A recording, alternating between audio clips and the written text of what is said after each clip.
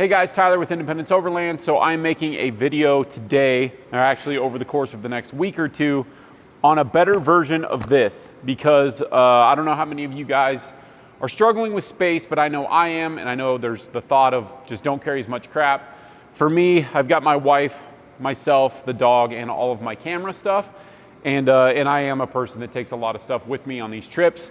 We're gonna have like a week's worth of clothes, and that kind of thing. So when we went to Baja last spring, I rigged up this whole system for a cheap Plano case. And while it worked, there were problems with it. These cases are not very durable.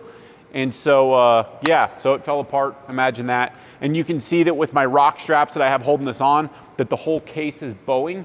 And so, it's not a perfect system, so I'm going to improve it. And I've been thinking about this for a while, and I finally come up with a solution that I think is going to work, and I think it's gonna work quite well. So the other thing that I want with the new system is I want it to be able to lock, because everything, pretty much everything on the FJ is pretty hard to take off and steal. I mean, anything can be stolen, but you want your stuff to be protected, and this is not the solution for that. So if I go inside of a store in some sort of a sketchy area or anything like that, I want it to lock. And the other thing I want this for is my Zero Breeze air conditioner.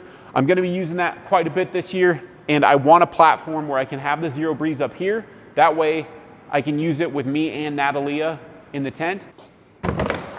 That is my case of choice. No discounts. I do have affiliate links for this, but this is not sponsored. I chose this because honestly, it looks really cool. I've seen all the metal cases, the aluminum cases, and I know that there's advantages to that, but this is the one that was the best size from what I'm doing, I think. The mounting options for this are honestly why I went with the Pelican. It's gonna work perfect for what I'm wanting it for, and I think it's gonna look good over the spare tire. And then what you're gonna need for this is a single front runner roof slat. And I don't think it's like a crossbar for a roof rack. And I don't think 80/20 is gonna work for this particular setup because I don't think the mounting hardware is gonna be quite strong enough. But there is a mounting bracket. I will link that and I'll talk about it as soon as I have it, but I have a game plan. I've done some drawings on how I'm gonna build this, and I think it's gonna work pretty good. Those unclip, and the case comes off. My Pelican does not have pockets like that to hold water, other than the handle spot, so that's good. It's a very simple setup. It bolts to my high lift jack carrier that's actually built onto my bumper because I don't carry a high lift jack anymore. So the difference with the Pelican case is the Pelican case is one, far more rigid. It has some structural integrity to it.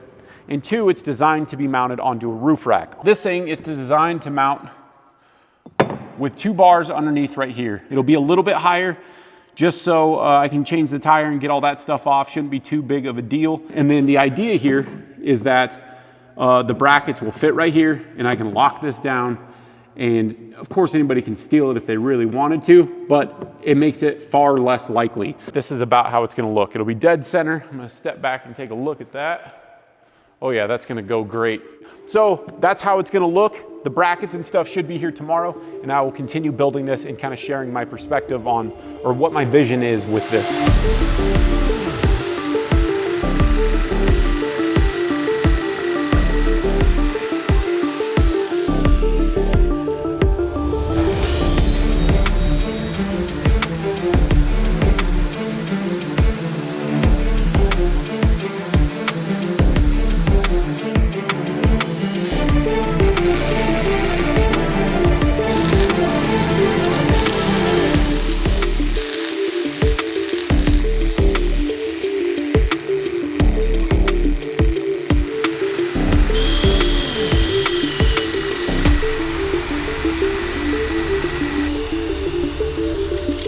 Okay, so I'm wrapping up this build right now, and so I just wanted to do this with the tire off while I had the tire off, so you kind of see what I'm bolting to.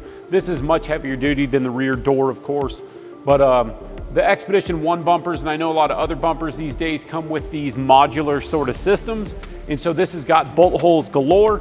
And so instead of using a strap, what I'm gonna do is I put a little cross beam here. This is all out of aluminum, and then back here is my high lift mount, and that's where the main part of this whole thing is gonna mount up.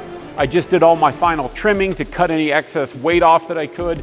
And so I'm gonna bolt this whole thing up, but while this was off, I just wanted to show you what this looks like and where exactly it's bolted up and how it's handling the weight. So the way this is gonna work is instead of a strap, I have a support here. So these slats will come across here, they'll bolt to steel back here, they'll bolt to aluminum right here, which just kind of keeps it stabilized. And so I'm gonna try it out for a while and see if that works. And if it doesn't, what I'm gonna do is I will remove this piece right here, and then I will just go back to my strap method because it's simple and it's easy, but I just wanted to try to avoid it if I could, just because I'm tinkering and I want to mess around with it. So anyway, that's my setup right now, and I'm gonna start putting the final touches together, put everything together, and then I'll drive around for a couple days. I'm gonna do some testing, put some lightweight items in here, and just leave it on for a while.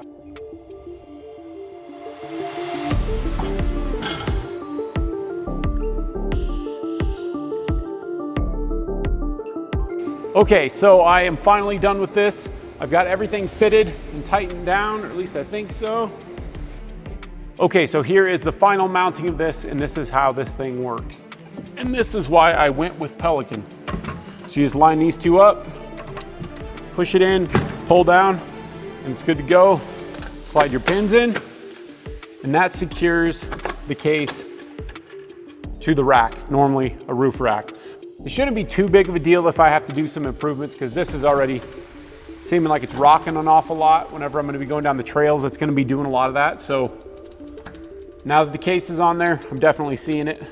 I'm gonna do some minor stuff to improve this because it does have a little more shake already than I would want, and as it gets heavier, it's gonna be even worse. And maybe I will end up having to use a strap. And then anytime I need to take it off, pops right out. And then the mounts, if I wanted to take the mounts out, it'd be pretty easy. There's only 4 bolts and I could slide those off and have just these rails. So, but I gotta correct that, because that's gonna be a big problem. Okay guys, so I am finished with this thing, I think, for now. And I was gonna put a strap around it to try to cinch it up.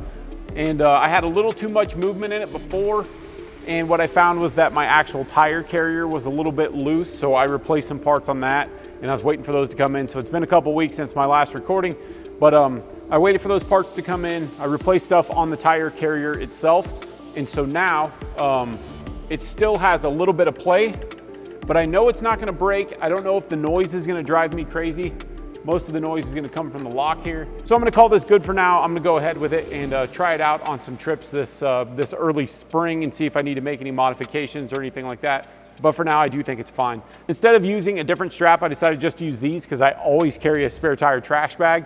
And so these are the Blue Ridge Overland ones. As you can see, mine are pretty worn out.